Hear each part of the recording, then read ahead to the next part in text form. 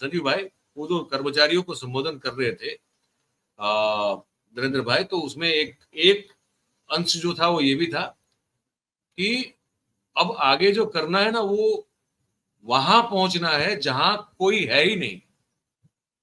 इसको सुन के बड़ा डर लगा मुझे कि आगे उन्होंने कर्मचारियों को कहा कि ग्लोबल बेंचमार्क के साथ स्थापित करना है कि वहां पहुंचना है जहां आज तक कोई गया ही नहीं और कोई जा भी नहीं पाएगा। ये कौन सी जगह हो सकती है? ये जरा बता दें।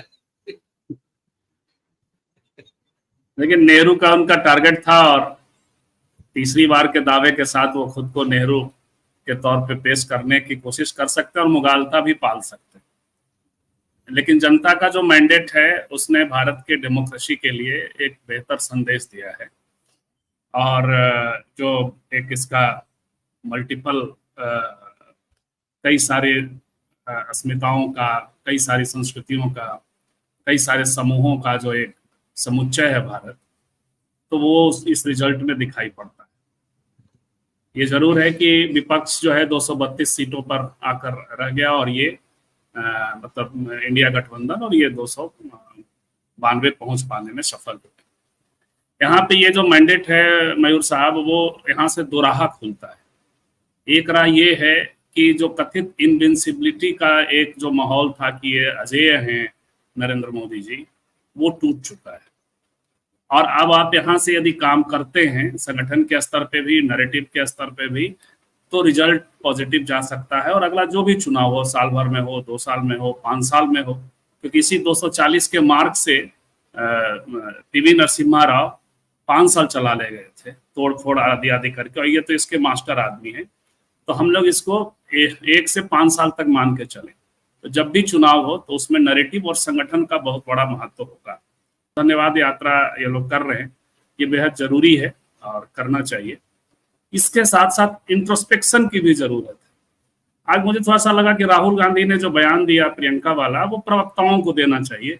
अब थोड़ा सा राहुल जी को, जैसे राहुल जी वो एक अनमोल हीरा हैं या सिक्का हैं, जिसको थोड़ा प्रिजर्व करने की भी जरूरत है।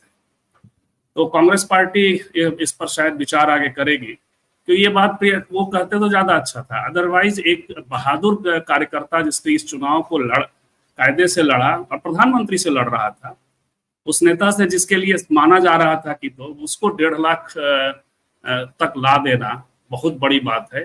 तो अजय राय, ये सब बातें उनकी जगह कुछ और लोगों को बात करनी चाहिए।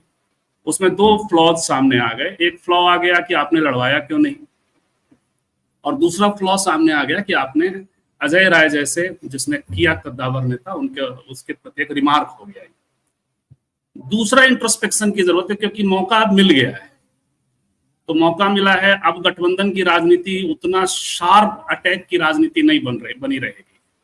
जैसे अग्निवीर के खिलाफ बात अब नीतीश कुमार भी करेंगे और अग्निवीर के खिलाफ जो है विपक्ष भी बात करेगा। तो वो शार्पनेस नहीं रहेगा जो हम लोग करते रहे पिछले 3-4 महीने से। तो ये मौका आ गया।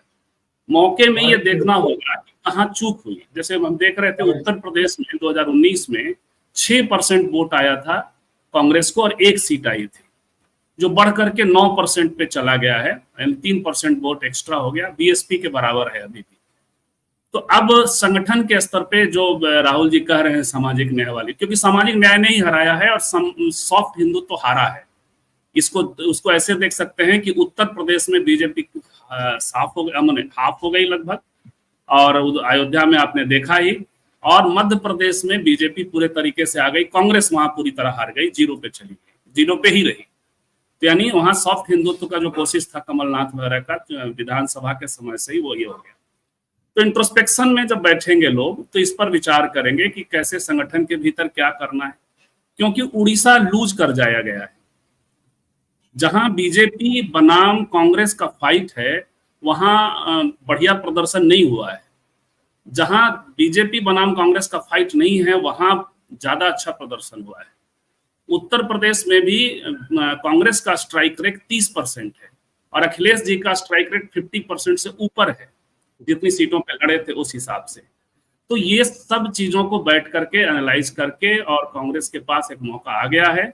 यदि उड़ीसा वाली जगह नहीं होती तो वो तो मेरी दो राय है इसमें कि एक तो यात्राएं जरूर कर लेनी चाहिए, क्योंकि जहां ये नहीं होना चाहिए जनता में कि हम हार गए, कार्यकर्ताओं में नहीं होना चाहिए कि वो, लेकिन उसके बाद जो लीडर्स हैं उनको बैठ करके एक इंट्रोस्पेक्शन की तरफ भी जाना चाहिए, पार्टी के पुनर्गठन की तरफ जाना चाहिए। और इसकी सबसे ज्यादा जरूरत उत्तर भारत में, उत्तर प्रदेश में, बिहार में, झारखंड में आदि राज्यों में है।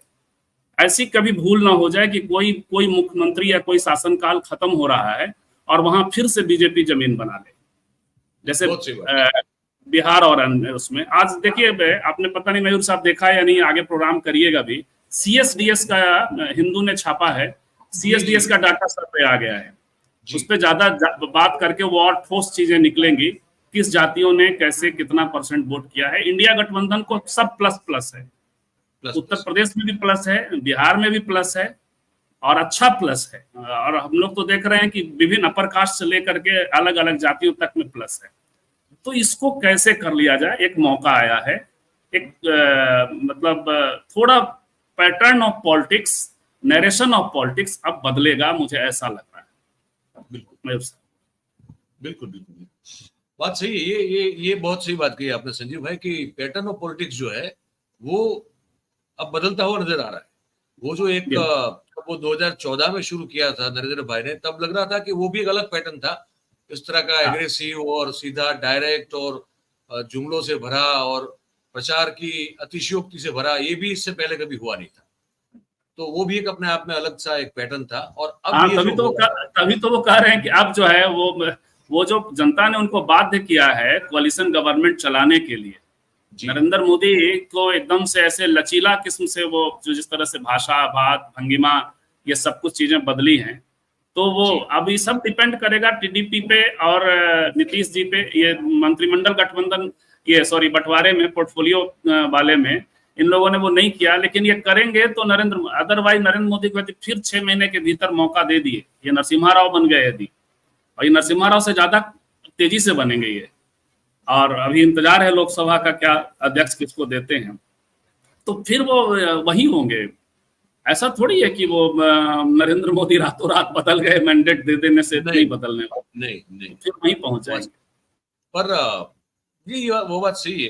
तो मैं नीतीश जी को, मतलब मैं तो, हम लोग तो यहाँ स्क्रीन पे ही देखते हैं, यूट्यूब में देखते हैं, ट्विटर पे देखते हैं उनके, हम आप तो वहां हैं, ये कुछ उनके जो बॉडी लैंग्वेज या तो उनके जो बॉडी जेस्चर्स हैं, विशेष रूप से उनका एक जो कुछ मुंह का कुछ अलग से, जो वो कहीं कोई मतलब है, कोई उनको कोई फिजिकल इश्यू है क्या, कोई मतलब लगता है वो नॉर्मल लग रहे हैं कुछ उनके जो भाव भंगिमा है उनसे कि सर फिजिकल इशू का डाउट तो हम सबको होता है। अब देखिए मुख्यमंत्री का हेल्थ का मामला है और उसमें कहीं भी बुलेटिन वगैरह जारी नहीं हो रहा है, लेकिन मैं दिल्ली छोड़ करके यहाँ आया था, 2022 की बात है, तब बीजेपी के अध्यक्ष होते थे संजय जायसवाल, जिनको मंत्री नहीं बनाया गया है।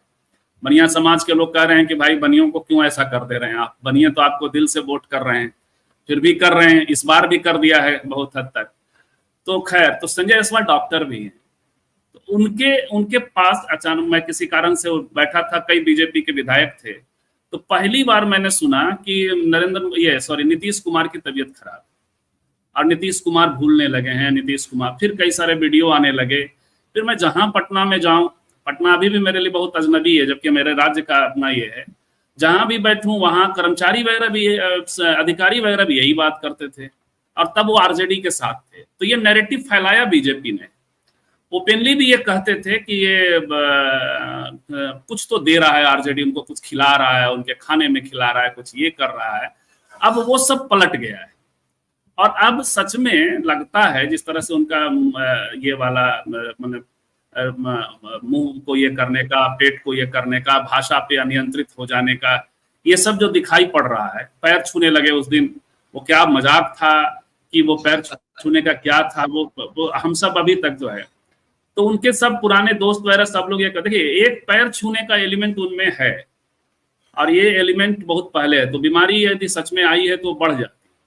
जैसे एक भावुकता वाला जो एलिमेंट होता है, जैसे, और खास करके जिसको लगता है कि हमने इनको डैमेज कर दिया था या डैमेज किया है या इनके खिलाफ कभी कुछ बोला है, तो वहां वो ये जेस्चर लेते हैं। ये सामान्य कॉलेज डेज से भी एक संजोग से हमारे एक बहुत प्रिय व्यक्ति हैं जो उनके समता पार्टी के दौरान से उनके साथ रहे हैं, कई विधायक भी थे, तो उनके बहुत निजी चीजें भी बताते हैं। तो ये वाला जो है वो एक एलिमेंट है और वो डेवलप हुआ है। ये दुखद है राज्य के लिए, और राज्य को ऐसे मुख्यमंत्री के तौर पे देखिए, इन्होंने नरेंद्र मोदी ने ही उनके लिए नैरेटिव चलाया उड़ीसा में, नवीन पटनायक के लिए कि इनको पार्किंसन है और हाथ वाला मामला है। तो पता नहीं यहाँ क्या है, यहाँ चूंकि सुविधा का मामला है, नीतीश जी अभी हैं तो यह, लेकिन नीतीश जी जब डिमेंशिया होता है सर, तो अंतिम तौर पे तुरंत आदमी खत्म नहीं होता है। तो यदि डिमेंशिया ही है उनको, तो निर्णय अभी वो ले रहे हैं। उनका निर्णय मुझे अभी ये लगता है कि विधानसभा चुनाव जल्दी करवाने का एक है।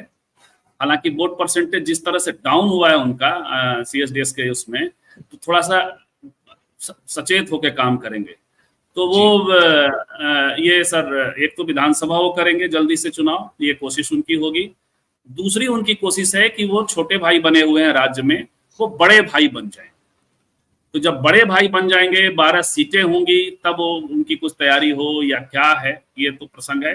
लेकिन नीतीश जी को होना वहां पे एक हद तक थोड़ा अच्छा भी है कि कम से कम जो विरोधाभास है उसको हवा मिलते रहेगी। अग्निवीर के मुद्दे उठेंगे, बिहार को स्पेशल पैकेज के मुद्दे उठेंगे, स्पेशल स्टेटस के मुद्दे उठेंगे, तो ये अच्छा भी। इसीलिए मैंने कहा था नरेशन बदलेगा, पक्ष और विपक्ष दोनों में। सरकार में बैठे हुए भी कुछ लोग विपक्ष के ही लोग हैं, ऐसा समझा जाना चाहिए।